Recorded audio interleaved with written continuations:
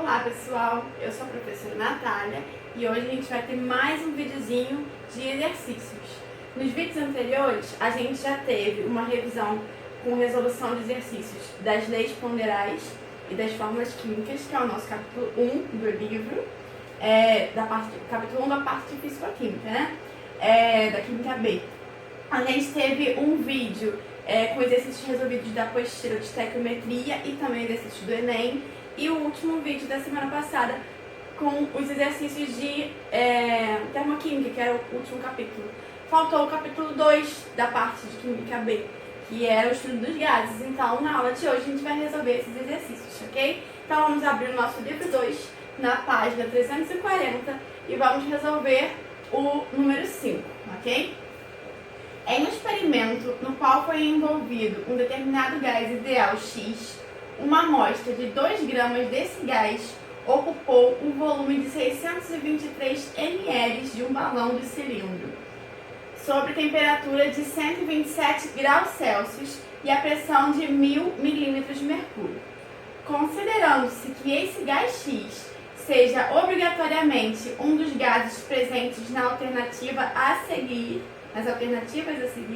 identifique. Aí ele está dando os dados de massas molares de hidrogênio, nitrogênio, oxigênio e enxofre. E está dando a constante universal dos gases, 62,3 milímetros de mercúrio. Já que aqui, ó, a gente está aqui em milímetros de mercúrio, então a gente tem que dar para a gente também a unidade, certo? Na mesma unidade. Então, olha só, a partir desses dados, a gente tem que descobrir qual desses gases que estava contido nesse recipiente. Como que a gente vai descobrir o que desses dados todos, o que pode diferenciar um gás do outro? A única coisa que diferencia aqui um gás do outro, a que a gente pode descobrir através desses dados, é a massa molar, certo? Se a gente descobrir massa molar, vamos supor, o gás tem massa molar 2, aí a gente já sabe que é o hidrogênio. O gás tem massa molar 32, o oxigênio tem massa 16, como eu tenho 2 oxigênios, 16 mais 16, 32. Certo? Então, se a gente descobrir a massa molar, a gente descobre qual é o gás, ok? Para esse exercício, a gente vai usar a equação dos gases ideais. A gente tem, essa aqui é a nossa equação de Clapeyron principal, certo? Só que a gente viu que esse número de mols aqui, a gente pode substituir por massa dividido pela massa molar. A gente viu já em várias aulas passadas, certo? Então, eu vou esquecer essa fórmula e vou usar essa aqui, porque aqui eu já descubro direto a massa molar a partir dos meus dados, certo? Então, vamos agora reler as partes importantes do enunciado para ver quais dados que a gente vai resgatar aí desse enunciado. Primeiro, ó, ele está falando que é uma amostra de 2 gramas, então temos aí massa 2 gramas, certo? E o volume ocupado é de 623 mililitros. A gente tem que passar para litro, ó, a nossa constante aqui dos gases ideais já dá a dica de que a gente tem que ter o volume em litro. E para passar de ml para litro, a gente vai dividir por 1000. Então, o nosso volume é de 0,623 litros, certo? O que mais que a gente tem? Que a temperatura é de 127 graus Celsius. E a gente tem que passar para Kelvin. Para passar de Celsius para Kelvin, a gente tem que somar 273. Então, a minha temperatura é de 400 Kelvin, certo? Também temos aqui, ó, a pressão, 1000 milímetros de mercúrio. A gente vai usar essa pressão mesmo, já que ele deu para a gente a constante dos gases equivalente a essa unidade, certo? Então, a pressão é 1000 milímetros de mercúrio, ok? Que mais que a gente tem? A gente tem também a constante que ele deu, né? 62,3. E a gente quer descobrir a massa molar, é a única coisa que está faltando. Então, eu vou pegar todos esses dados e vou colocar aqui, ó. Pressão, 1000, volume, 0,63, a massa 2 e a massa molar que a gente quer descobrir. Nossa constante dos gases e nossa temperatura.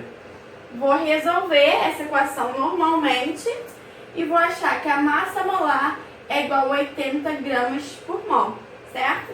Espero que vocês não tenham mais dúvidas do jeito que resolve, né? Mas qualquer dúvida, né? Só perguntar. Então, se a massa é 80, agora a gente tem que ver dentre essas alternativas quem tem a massa 80. A gente já viu que esses dois não é, certo? Vamos ver aqui agora, ó. Eu tenho aqui NO2. Os dois oxigênios a gente já sabe que tem massa 32. Mais um nitrogênio que tem massa 14. Então, 32 mais 14, 46, certo? Então, também não é. Aqui, SO2, 32 de oxigênio e o enxofre também tem massa 32. Então, 32 mais 32, 64. Não é. Então, o que tem que ser? A letra E, né? Vamos, SO3, são 3 oxigênios, 3 vezes 16, 48, e mais os 32 do enxofre, 80, certo? Então, aqui a nossa massa, 80 certinho, letra E é a nossa resposta, ok? Agora a gente vai para a página 342, vamos ler o enunciado, e é um enunciado que a gente tem que prestar bastante atenção nos dados que ele está dando pra gente, tá? Então, vamos lá. Número 6. A oxigenoterapia, tratamento terapêutico com gás oxigênio, é indicada para pacientes que apresentam falta de oxigênio no sangue, tais como portadores de doenças pulmonares. O gás oxigênio usado nesse tratamento pode ser comercializado em cilindros a elevada pressão nas condições mostradas na figura. Ele está dando aqui pra gente, ó, que esse cilindro tem 20 litros e que tem a pressão de 150 atm. No cilindro está indicado o conteúdo correspondente. Olha só, vamos lá, vou devagar nessa parte, ó. No cilindro está indicado que o conteúdo correspondente, que existe aqui, ele corresponde a um volume de 3 metros cúbicos de oxigênio nas condições ambientes de pressão e temperatura, que pode ser considerado como sendo 1 atm e 300 Kelvin, respectivamente. Dados a constante, ele quer saber a massa de oxigênio em quilos que está armazenada nesse cilindro. Ou seja, ele está dizendo que a quantidade de oxigênio aqui corresponde à mesma quantidade que ocuparia um volume de 3 metros cúbicos a 1 atm e 300 Kelvin, certo? E olha só, a gente já sabe aí que a gente vai ter que usar a equação dos gases, certo? Ele quer descobrir a massa em quilos, então eu vou deixar aqui massa. A gente vai descobrir em gramas, mas depois a gente converte para quilo. Não vou botar o N, senão depois a gente vai ter que converter o número de mol para massa. Então é mais fácil a gente já usar direto a fórmula desse jeito, ok? Mas olha só, se a gente pegar essa figura, a gente tem 150, que é a pressão. A gente tem 20, que é o volume. A gente não tem a massa, certo? Que a gente quer descobrir, e a gente não sabe a temperatura que esse gás está aqui dentro, porque se mudou o volume e a pressão, ele não está na temperatura ambiente. Então isso que a gente tem que prestar atenção no enunciado, que aqui ele não está dando a temperatura, certo? Então a gente aqui teria duas incógnitas, a massa e a temperatura, e a gente não consegue resolver com duas incógnitas, certo? A não ser que a gente tivesse mais uma equação que a gente não tem, ok? Mas a gente sabe que essa quantidade de gás que existe aqui nessas condições é a mesma quantidade de gás que existe, que ocupa o volume de 3 metros cúbicos a 1 atm e 300 Kelvin, certo? Então é a mesma massa que estaria nessas condições. Então a gente vai calcular a massa a partir desses dados, certo? Então quais são os meus dados? Ó, meu volume são 3 metros cúbicos, eu tenho que passar para litros. Lembrando que 1 metro cúbico, a gente viu lá na aula de estudo dos gases, 1 metro cúbico são 1000 litros. Se eu tenho 3 metros cúbicos, então eu tenho 3.000 litros, certo? A minha pressão, que ele está dizendo aqui, que é 1 atm, e a temperatura também 300 Kelvin. Ele também dá pra gente a constante dos gases, e como a gente está falando do oxigênio, a gente consegue lá na tabela periódica ver que a massa molar do oxigênio é 32. Então eu vou pegar esses dados e vou colocar aqui na minha equação. Pressão 1 atm, volume 3.000 litros, massa que a gente quer descobrir, massa molar da tabela periódica, constante e temperatura, certo? Vamos resolver e vamos achar que a massa é de 3.902 gramas. Só que ele está dizendo aqui que ele quer a massa em quilos, certo? Como é que a gente vai passar de gramas para quilos? A gente divide por 1000. Então, dividindo esse valor por 1.000, a gente vai achar aproximadamente 3,90 quilos, certo? Que é a letra E, ok? Ainda na página 342, a gente vai resolver agora o número 9. Em algumas situações, é necessário transportar as amostras gasosas para os laboratórios para fazer análises químicas necessárias para identificar os compostos presentes e suas concentrações. Como os gases estão normalmente em concentrações baixas, é necessário que sejam armazenados volumes bem maiores do que para líquidos, que pode ser feito em tanques que suportem pressões mais altas. Considerando que um tanque possua um volume de 2 litros, qual será a pressão de uma amostra de 1 mol de gás na temperatura normal? Ele está dando os dados aqui, ó, que 1 mol de gás, nas condições normais de temperatura e pressão, ocupa 22,7 litros, tá? Na temperatura de 273 Kelvin e pressão de 1 atm. Então, vamos comparar aqui, ó. Ele está usando a pressão de 1 atm e a temperatura de 273 Kelvin para dizer o volume de 1 mol, certo? A gente quer saber também o volume de 1 mol, só que a gente quer saber, na verdade, a pressão de 1 mol, só que ocupando um volume de 2 litros e também na temperatura normal, ou seja, também na temperatura de 273. Ou seja, é como se a gente estivesse fazendo uma modificação no estado do gás. Eu peguei esse mesmo número de mols, na mesma temperatura, eu mudei o volume dele. Então, se eu mudei o volume, como que vai mudar a pressão, certo? Quando a gente está fazendo uma alteração em uma dessas variáveis e quer saber o que acontece com as outras variáveis, a gente usa essa fórmula aqui, né? Nosso famoso PVT igual a Povotó, certo? Aí, o que a gente tem? A gente tem, em um dos estados, a pressão inicial, 1 atm, a temperatura 273 e o volume 22,7. Esse é um estado, pode ser tanto PVT quanto Povotó, certo? No outro estado, o que a gente tem? A gente tem a mesma temperatura, que ele está dizendo que é a temperatura normal, só que ocupando um volume de 2 litros e a gente quer saber o que aconteceu com a pressão. Então, a gente vai colocar isso tudo na fórmula, ó. Eu quero saber qual é a pressão num gás que ocupa 2 litros na temperatura de 273 Kelvin, certo? E os dados que a gente tem é que na pressão de 1 atm e nessa mesma temperatura de 273, ele ocupa 22,4 litros. Eu vou cortar 273, né? E vou resolver normalmente essa equação e vou achar que a pressão é de 11,35 atm, que é a letra D, ok? Na página 243 agora, nós vamos analisar as alternativas e classificar em verdadeiro ou falso, tá? Então, gases ideais são sistemas muito importantes em química e física, pois têm equações de estados conhecidas. Sobre o comportamento de gases ideais, é correto afirmar que, primeira alternativa, as equações de estado de gases ideais independem da natureza do gás. Essa questão é verdadeira, porque aquela equação serve para qualquer tipo de gás, desde que ele tenha o comportamento de um gás ideal, certo? Independe da natureza química dele, mas se ele tiver o comportamento de um gás ideal, ele vai obedecer àquela equação, às equações, certo? Então, verdadeiro. Segunda alternativa. Num gás que apresenta comportamento ideal, as energias de interações médias entre as moléculas são desprezíveis comparadas com as suas energias cinéticas médias. Essa questão também está verdadeira. Por quê? Qual é a definição de um gás ideal?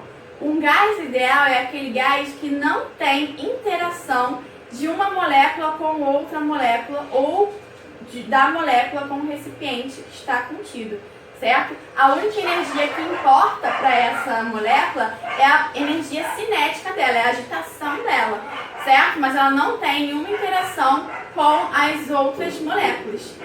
Se isso acontecer, quer dizer que eu tenho um gás com comportamento ideal. Então, essa aqui também é verdadeira.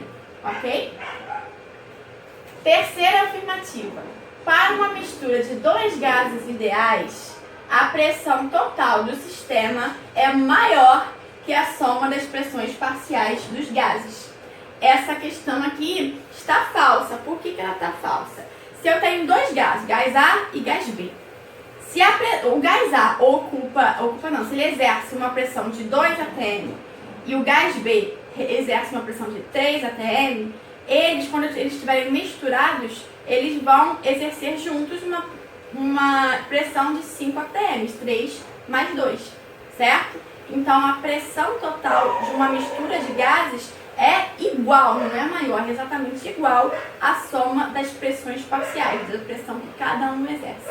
Então, essa aí é falsa. Opa, fui rápido demais. Vamos lá, vamos ler a próxima questão antes de avançar. Então, o gráfico a seguir, esse gráfico aqui, volume por pressão, representa a dependência do volume com a pressão para um gás ideal numa temperatura constante. Ele está dizendo que esse gás aqui é uma reta. Esse gráfico é uma reta. Ou seja, de acordo com ele, quando você aumenta a pressão, você também aumenta o volume, certo? Eles crescem proporcionalmente. Aí eu peguei um slide lá da nossa aula de estudo dos gases pra gente mostrar aqui, ó, numa transformação isotérmica, que a temperatura é constante, certo? É o que ele está dizendo lá na nossa afirmação. O que foi observado por Boyle, ó? Que, vamos lá, eu tenho aqui dobrando, certo? A pressão está dobrando do primeiro para o segundo estado. Só que o que está acontecendo com o volume? Ele está caindo pela metade. Ou seja, se um está aumentando, o outro está diminuindo, certo? Então, eles não são diretamente proporcionais. Então, eu não posso escrever uma reta para eles. Eles são inversamente proporcionais. Então, o gráfico correto de volume por pressão é esse aqui, é uma isoterma que a gente chama, já que está a temperatura constante, certo? Então, o gráfico é assim, então aquela questão lá tá falsa, certo? Não é esse gráfico, ok? Agora, a última. O gráfico a seguir representa a dependência do volume com a temperatura para um gás ideal na pressão constante. O que esse gráfico diz? Por esse gráfico eu posso perceber que à medida que a temperatura cresce, o volume também cresce, certo? Ou seja, eles são diretamente proporcionais. Aí voltando lá para o nosso slide da aula de estudo dos gases, a gente está vendo que se a temperatura dobra, o volume dobra. Se a temperatura triplica, o volume triplica. Então sim, eles são diretamente proporcionais, certo?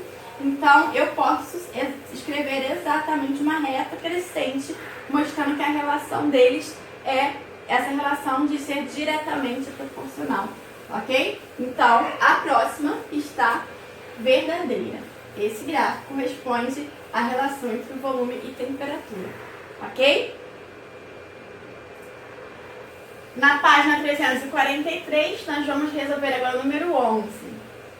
Considere um recipiente de 6 litros de capacidade e 27 graus Celsius de temperatura, a qual apresenta uma mistura de 1, 2 e 5 mols de dióxido de carbono, nitrogênio e argônio, respectivamente, certo? A pressão exercida no recipiente em atm será de aproximadamente... Então, a gente quer descobrir a pressão exercida pela soma das pressões parciais desses três gases. Esses três gases juntos, qual é a pressão que eles exercem? Quando a gente tem uma mistura de gases, a nossa fórmula fica assim, né? Para uma mistura de gases, nossa fórmula dos gases ideais fica assim, certo? Aqui eu tenho 3 gases, então a pressão de A, mais a pressão de B, mais a pressão de C. Isso aqui tudo junto é a pressão total, né? E aqui eu vou colocar o número de mols de A, o número de mols de B e o número de mols de C, certo? Eu não tenho a pressão de cada um desses elementos, certo? Desses gases. Eu poderia calcular separadamente? Poderia, mas a gente ia ter que repetir a mesma fórmula 3 vezes, isso ia dar um pouquinho mais de trabalho. O que a gente vai fazer então? A gente pode lembrar que a pressão total, que é o que ele quer descobrir, é a soma da pressão dos 3 gases. Então, no lugar desse PA, PB, PC aqui, eu vou colocar pressão total, que é o que eu quero descobrir. Então, a nossa fórmula vai virar isso aqui. Pressão total vezes volume é igual a soma dos números de mols vezes R vezes T, certo?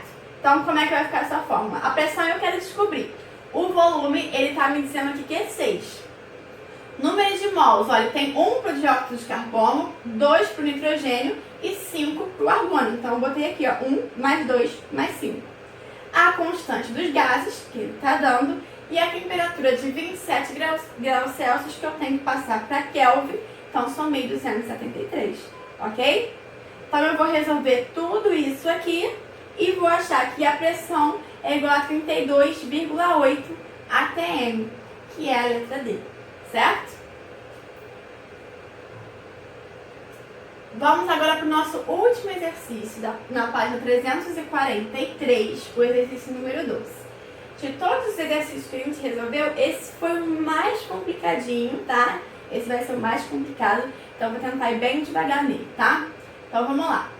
Um frasco de 250 ml contém neônio a uma pressão de 0,65 atm. Então aí eu tenho volume e pressão. Não tenho nem número de mols, nem temperatura. Vamos continuar. Um outro frasco de 450 ml contém argônio a uma pressão de 1,25 atm. Novamente, eu tenho volume e pressão, não tenho nem número de mols, nem temperatura, certo? Os gases são misturados a partir da abertura de uma válvula na conexão que liga os dois recipientes. Considerando o volume da conexão desprezível e ainda o sistema mantido a uma temperatura constante, a pressão final da mistura de gases é aproximadamente, ou seja, ele quer saber a pressão final para uma mistura de gases. Então, eu vou usar essa fórmula aqui, parecida com a anterior. Pressão total é igual ao volume, a soma dos números de mols, a minha constante e a temperatura. Só que lendo o enunciado, olha só, a gente quer descobrir a pressão total, mas a gente já viu que a gente não tem o número de mols e que a gente também não sabe qual é a temperatura. A única coisa que a gente sabe é a temperatura é que ela é constante, certo? E sempre que a temperatura for constante, ou qualquer coisa for constante, a gente vai tentar cortar ele da equação. Por enquanto eu tenho, ó, 4 incógnitas, número de mols de A, número de mols de B, a pressão e a temperatura, né? A única coisa que a gente sabe aqui é o volume e o R. Então, como é que a gente vai resolver isso? Então, a gente vai ter que usar outras fórmulas, tá? A mesma fórmula, só que de outra maneira, né? Com outros dados, para tentar reduzir esse número de incógnitas, ok? Então, a primeira coisa que eu vou fazer, eu vou observar o que acontece no cilindro que tem, no frasco que tem o gás A, tá? Então, eu vou chamar de frasco, todos os dois são argônios, eu vou chamar o primeiro de A e o segundo de B, ok? Então, olha só, para o gás A, eu escrevi essa fórmula aqui, é a mesma fórmula, certo? O que a gente sabe? A pressão é 0,65 atm, o volume de 250 ml a gente vai passar para litros, 0,25 litros, não sabemos o número de mol, R a gente sabe e não sabemos T, então vai ficar assim, certo?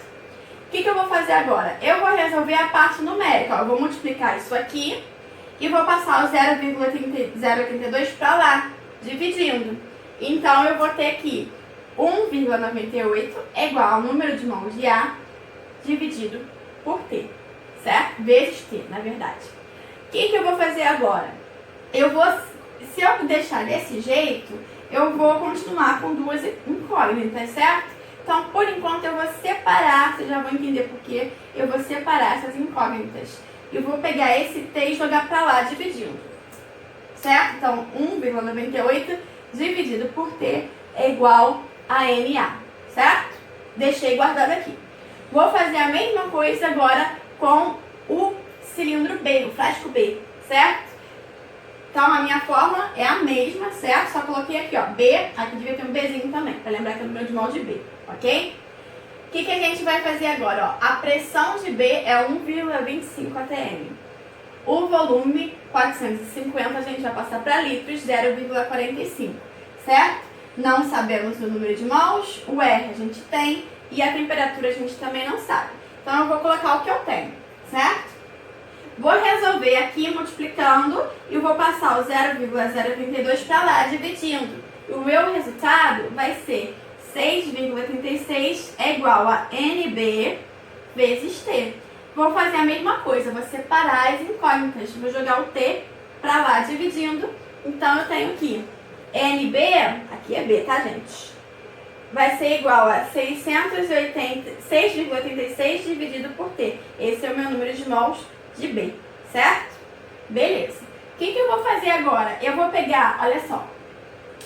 Eu quero saber essa pressão, certo?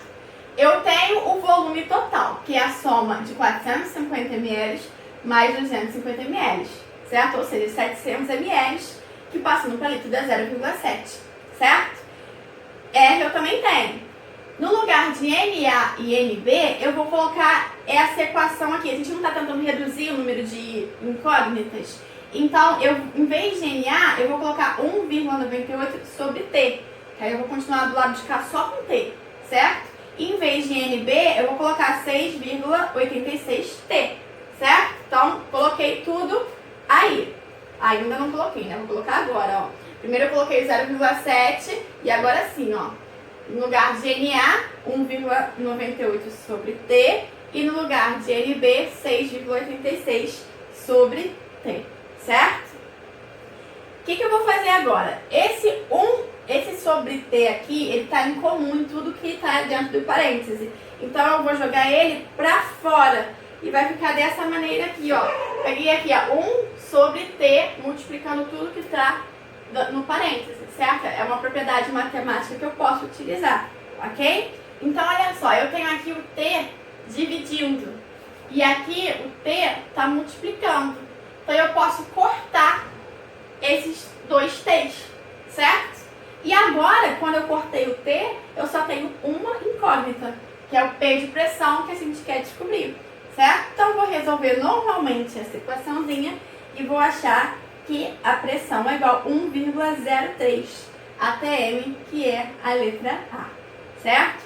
É uma questão um pouco trabalhosa, né? Tem que pensar em como reduzir as incógnitas. Se vocês não tiverem entendido, volta o vídeo um pouquinho, que essa é uma questão mais chata mesmo, e vai pausando. Caso vocês continuem com dúvida, é só me mandar um e-mail, que vocês já devem ter, que eu coloco em todas as aulas, certo? Então, na aula de hoje é só isso. E até a próxima. Bons estudos!